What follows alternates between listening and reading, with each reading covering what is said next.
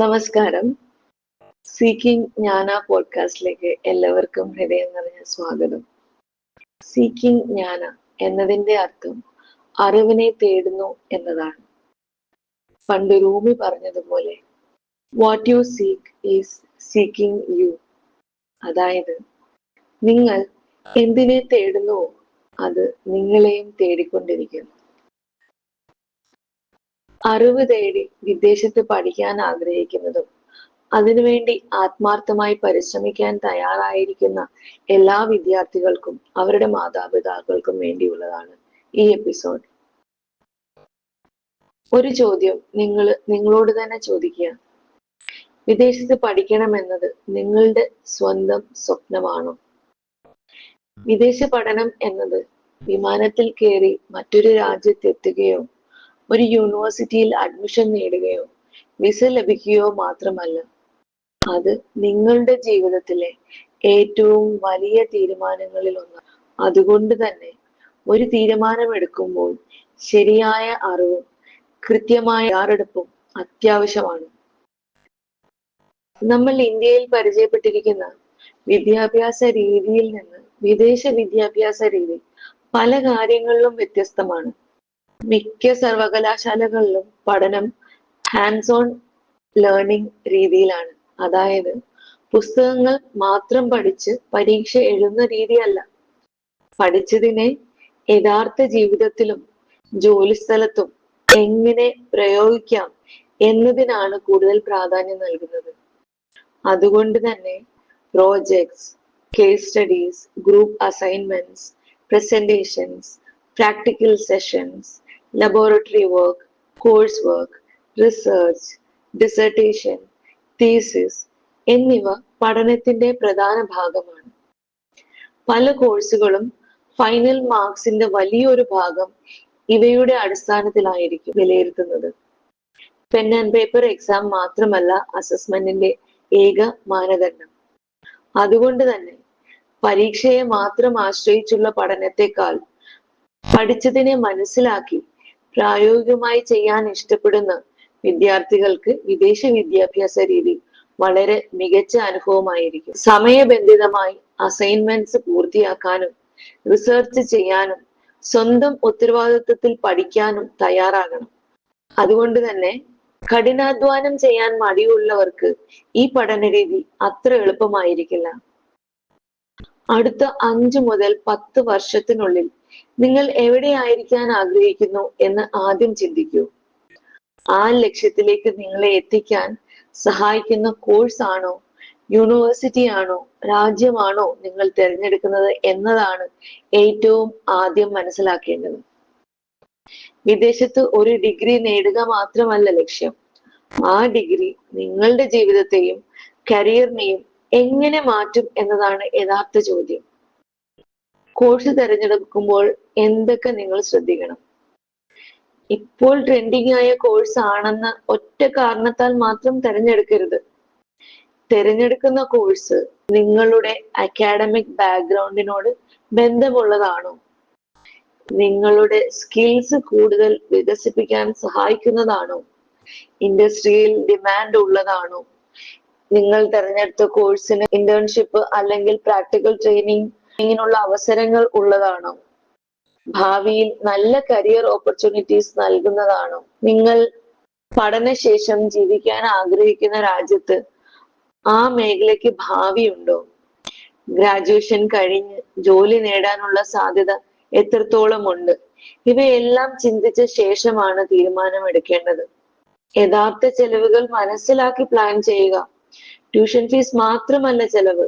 Accommodation, food, health insurance, travel, flight charges, visa fees, daily expenses, emergency fund ഇവയെല്ലാം മുൻകൂട്ടി plan ചെയ്യണം. Scholarship ലഭിച്ചേക്കാം, പക്ഷെ എല്ലാവർക്കും ലഭിക്കണമെന്നില്ല. UK പല യൂണിവേഴ്സിറ്റീസിലും ഇന്റർനാഷണൽ സ്റ്റുഡൻസിന് ഓട്ടോമാറ്റിക് സ്കോളർഷിപ്പ് ലഭിക്കാറുണ്ട്. യൂറോപ്പിലെ പല രാജ്യങ്ങളിലും മെറിറ്റ് ബേസ്ഡ് സ്കോളർഷിപ്പ് ആണ് കൂടുതലായും ലഭിക്കുന്നത്. ജർമ്മനിയിലെ പബ്ലിക് യൂണിവേഴ്സിറ്റിയിൽ ട്യൂഷൻ ഫീസ് വളരെ കുറവോ അല്ലെങ്കിൽ പല പ്രോഗ്രാമുകളിലും 0 ട്യൂഷൻ ഫീസോ ആയിരിക്കും. എന്നാൽ അവിടെ ലിവിങ് എക്സ്പെൻസ് താരതമ്യേന കൂടുതലായിരിക്കും. അതുകൊണ്ട് സാമ്പത്തികമായി തയ്യാറെടുക്കുന്നത് വളരെ പ്രധാനമാണ്. ഭാഷയുടെ കാര്യം പ്രത്യേകം ശ്രദ്ധിക്കണം.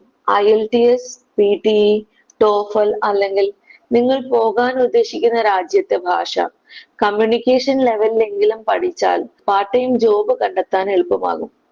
ചില ജോലികളിൽ കൂടുതൽ സാലറി ലഭിക്കാനും സാധ്യതയുണ്ട്.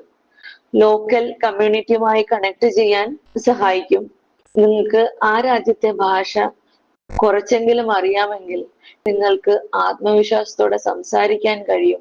സുഹൃത്തുക്കളെ കണ്ടെത്താനും പുതിയ സംസ്കാരവുമായി ഇണങ്ങാനും ഭാഷ വളരെ സഹായമായിരിക്കും. അവിടെ ചെന്ന് പാർട്ട് ടൈം ജോലി ചെയ്ത് എല്ലാ ചെലവുകളും നടത്താം എന്ന് വിശ്വസിക്കുന്ന വിദ്യാർത്ഥികൾ അത് തെറ്റായ ധാരണയാണെന്ന് മനസ്സിലാക്കണം. പാർട്ട് ടൈം ജോബ് ഒരു എക്സ്ട്രാ ഇൻകം ആണ്, അതൊരു സപ്പോർട്ടാണ്. പക്ഷെ അത് നിങ്ങളുടെ ഫിനാൻഷ്യൽ പ്ലാൻ അല്ല. പഠനമാണ് നിങ്ങളുടെ ആദ്യ ഉത്തരവാദിത്വം. ലിവിങ് എക്സ്പെൻസിന് വേണ്ടിയുള്ളത് ബാങ്കിൽ ഉണ്ടെങ്കിൽ നിങ്ങളുടെ സ്ട്രെസ് പകുതി കുറയും. പഠനത്തിലും ജീവിതത്തിലും കൂടുതൽ ശ്രദ്ധ കേന്ദ്രീകരിക്കാൻ നിങ്ങൾക്ക് കഴിയും. വിദ്യാർത്ഥികൾ സാധാരണ ചെയ്തു വരുന്ന തെറ്റുകൾ: അവസാന നിമിഷം ആപ്ലിക്കേഷൻ സബ്മിറ്റ് ചെയ്യുക. ആപ്ലിക്കേഷൻ വിൻഡോസ് ഡെഡ് ലൈൻ കഴിയുന്നത് വരെ ഓപ്പൺ ആയിരിക്കണമെന്നില്ല. ബൾക്കായിട്ട് ആപ്ലിക്കേഷൻ ലഭിക്കുന്ന സാഹചര്യത്തിൽ ആപ്ലിക്കേഷൻ വിൻഡോ വേണമെങ്കിലും ക്ലോസ് ആകാം. അതുകൊണ്ട് തന്നെ എത്രയും പെട്ടെന്ന് ആപ്ലിക്കേഷൻ സബ്മിറ്റ് ചെയ്യാൻ ശ്രമിക്കുക. ഡെഡ് ലൈനുകൾ ശ്രദ്ധിക്കുക. സ്കോളർഷിപ്പ് ആപ്ലിക്കേഷൻസ്, ഡെപ്പോസിറ്റ് പേയ്മെന്റ്, ഫീ പേയ്മെന്റ്, ഇതിന്റെയൊക്കെ ഡെഡ് ലൈൻ ഒരു 5-6 ദിവസത്തിന് മുൻപേ തന്നെ തീർത്തിരിക്കണം. യൂണിവേഴ്സിറ്റിയെ കുറിച്ച് പഠിക്കാൻ ഉദ്ദേശിക്കുന്ന പ്രോഗ്രാമിന്റെ വെബ്സൈറ്റ് പേജ് ചെക്ക് ചെയ്യാതിരിക്കുക. ആ കോഴ്സിനെ കുറിച്ച് റിസർച്ച് ചെയ്യാതിരിക്കുക. Visa rules വായിക്കാതിരിക്കുക.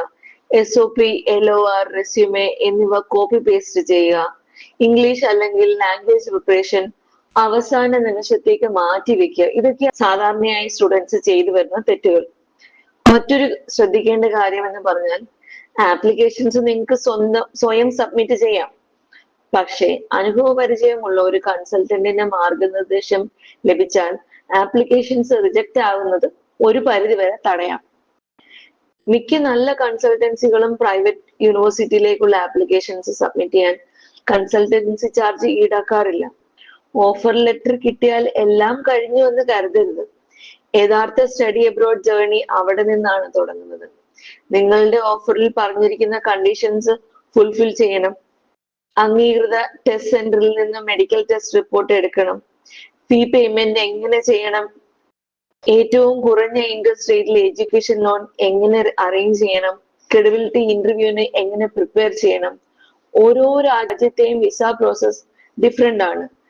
അതിനായി എന്തൊക്കെ ഡോക്യുമെന്റ്സ് വേണം, എങ്ങനെ അറേഞ്ച് ചെയ്യണം, അക്കോമഡേഷൻ വിസ ആപ്ലിക്കേഷന് മുമ്പാണോ എടുക്കേണ്ടത്, ഹെൽത്ത് ഇൻഷുറൻസ് പോളിസി എത്ര എമൗണ്ട് ആണ് മിനിമം വേണ്ടത്, അതിന് ഏത് ഇൻഷുറൻസ് ടീമിന്റെ ആണ് എടുക്കേണ്ടത്, ട്രാവൽ പ്ലാനിങ്, ഫ്ലൈറ്റ് ടിക്കറ്റ് നേരത്തെ എടുക്കണോ, ബ്ലോക്ക്ഡ് അക്കൗണ്ട് വേണോ, ഓരോ രാജ്യത്തെയും ലിവിങ് കോസ്റ്റ് അല്ലെങ്കിൽ ഷോ മണി ബാങ്കിൽ കാണിക്കേണ്ട മെച്യൂരിറ്റി പീരീഡ് വ്യത്യസ്തമാണ്.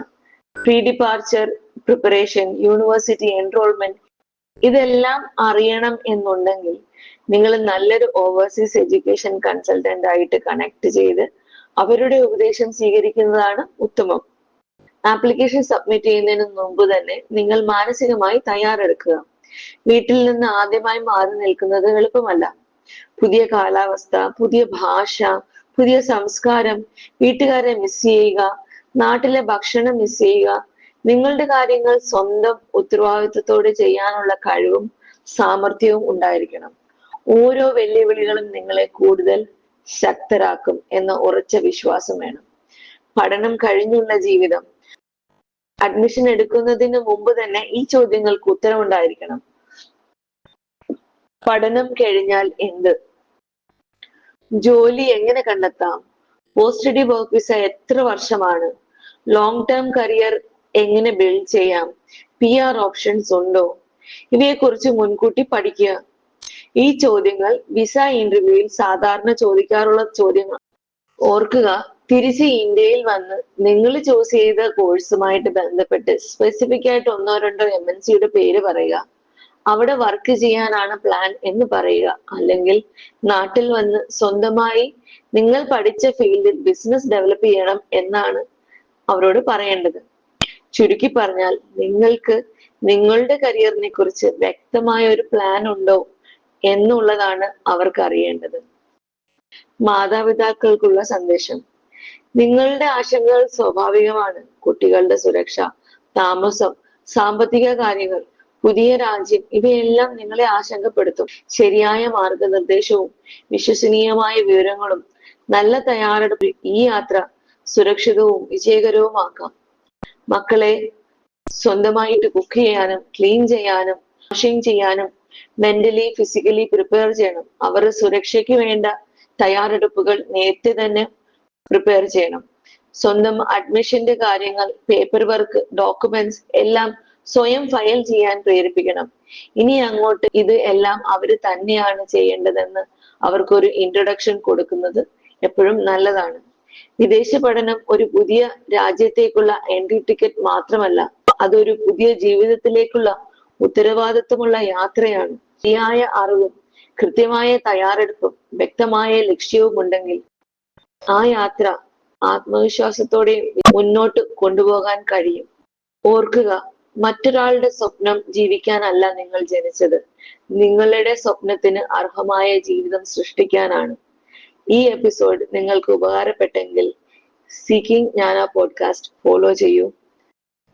ഈ അറിവ് മറ്റൊരു വിദ്യാർത്ഥിയുടെ ജീവിതം മാറ്റാൻ സഹായിക്കുമെന്ന് തോന്നുന്നുവെങ്കിൽ ദയവായി ഷെയർ ചെയ്യൂ. അടുത്ത എപ്പിസോഡിൽ വീണ്ടും കാണാം. അതുവരെ അറിവ് തേടൂ, ബോധത്തോടെ തീരുമാനങ്ങൾ എടുക്കൂ, നിങ്ങളുടെ സ്വപ്നങ്ങളെ ആത്മവിശ്വാസത്തോടെ പിന്തുടരൂ. നന്ദി. സ്നേഹത്തോടെ സീക്കിംഗ് ജ്ഞാന പോഡ്കാസ്റ്റിലൂടെ നിങ്ങളോട് സംസാരിക്കുന്നത് Prameela KC, international education consultant, produce study advisers.